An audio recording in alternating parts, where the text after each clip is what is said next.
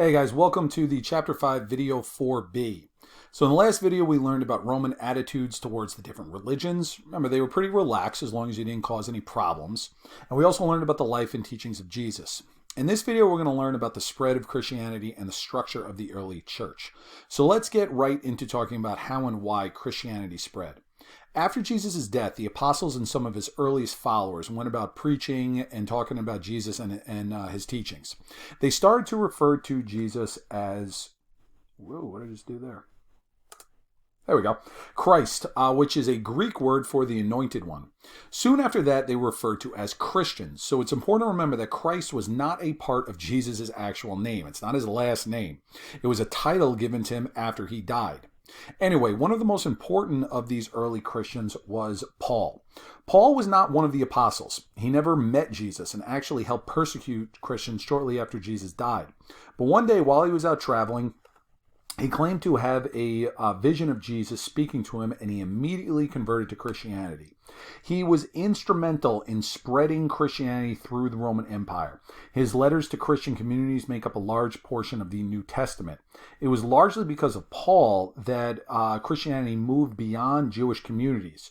Christianity was originally viewed as just like a subgroup within Judaism. Now, as it spread because of Paul and others like him, it was being viewed as its own religion. Even though early missionaries found some success, not everybody was on board with this new religion, and there was significant persecution of early Christians, particularly within the Roman upper levels. Christianity, like Judaism, is monotheistic, so they too refused to worship the Roman emperor as a god.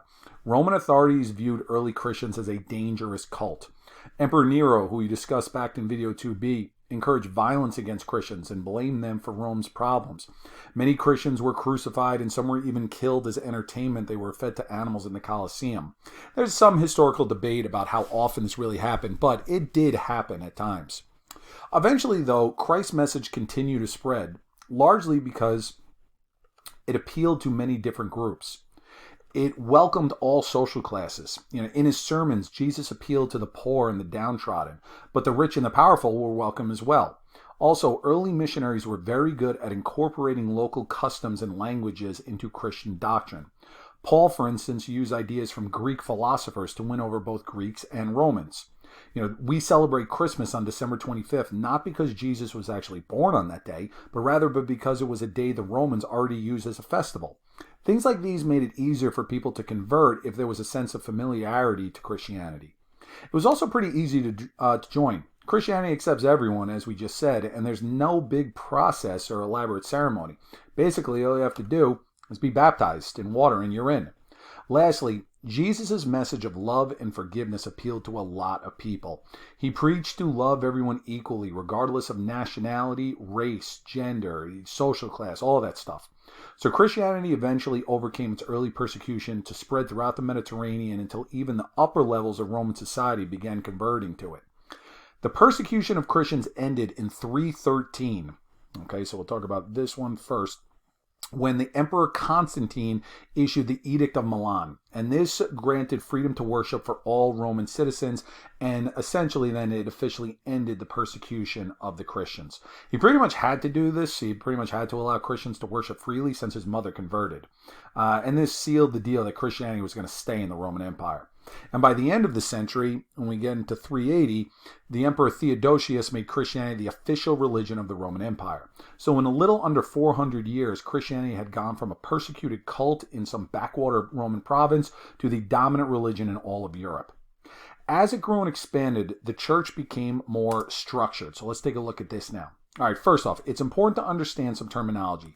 Clergy refers to anyone who could conduct a Christian ceremony. So anyone from a priest all the way up to the Pope. All right. The laity, these people down here at the bottom, they were the only ones who were not clergy. Everybody else, Pope, cardinals, archbishop, bishops, priests, deacons, okay, they're all clergy. They were the leaders of the Christian community. And as these communities multiplied, they became divided into areas called dioceses. A diocese is a geographic area of several Christian communities. Today we refer to these individual communities as parishes. And each one was headed by a bishop. A bishop is a high-ranking member of the clergy responsible for everyone in the diocese. Now, in the early church, all bishops were considered equal, but eventually 5 bishops emerged as more influential than the rest. They were known as patriarchs, coming from the Latin word for father. These patriarchs were the most powerful bishops and controlled the 5 most important cities of early Christianity. You've got Rome, you've got Constantinople, Antioch, Jerusalem, and Alexandria. All right, Rome's the only one we're really focusing on. We're going to learn a lot more about Constantinople, Alexandria, and Jerusalem we've discussed in previous chapters. Antioch, not so much, but it was still an important center of early Christianity. Anyway, back to these patriarchs. They exercised control over other bishops and clergy, and this would really establish a hierarchy within the church, where some people were now going to be more powerful than others. Eventually, competition emerged even among the patriarchs, and one of them, the Bishop of Rome, claimed to have authority over the other bishops since he was the bishop of the most important city in the empire. And because of this, the Bishop of Rome took the title of Pope to set himself apart from the other patriarchs. The Pope was the only patriarch in the western part of the empire. All the others were in the east, and this is eventually going to lead to a split between the two.